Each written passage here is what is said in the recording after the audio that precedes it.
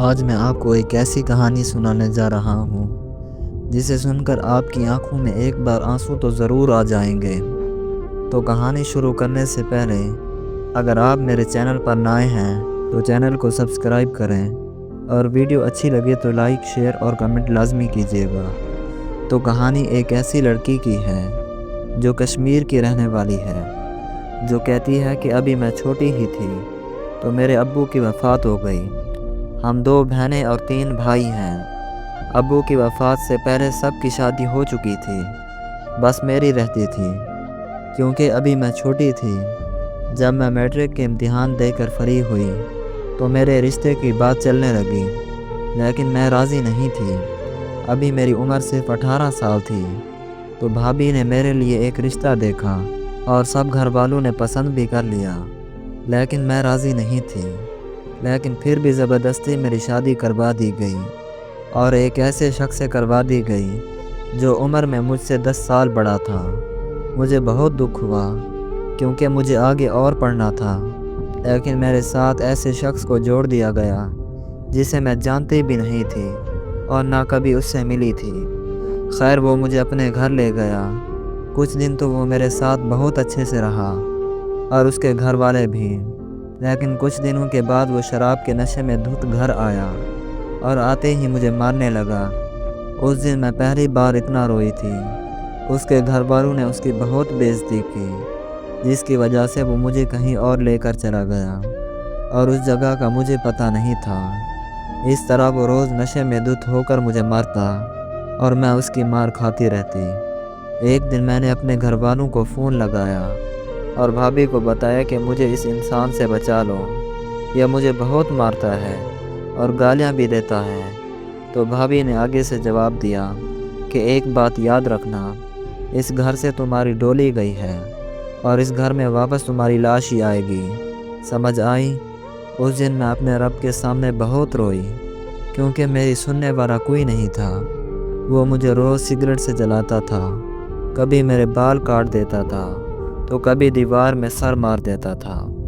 میں اتنی زیادہ زخمی ہوئی کہ میں آپ لوگوں کو بتا نہیں سکتی۔ اس طرح کرتے کرتے 1 سال گزرا تو میرا ایک بچہ ہوا، اور پھر دوسرا اور پھر تیسرا اور پھر چوتھا۔ وہ جو کچھ بھی میرے ساتھ کرتا تھا اس میں میری کوئی مرضی نہیں تھی کیونکہ مجھے کبھی اس سے پیار ہوا ہی نہیں تھا۔ اور جب 5واں بچہ میرے پیٹ میں ہی تھا، ابھی 3 مہینے ہوئے تھے، تو اس کے پاس نشے کے لیے پیسے ختم ہو گئے تو اس نے مجھے اتنا مارا کہ بچہ میرے پیٹ کے اندر ہی مر گیا۔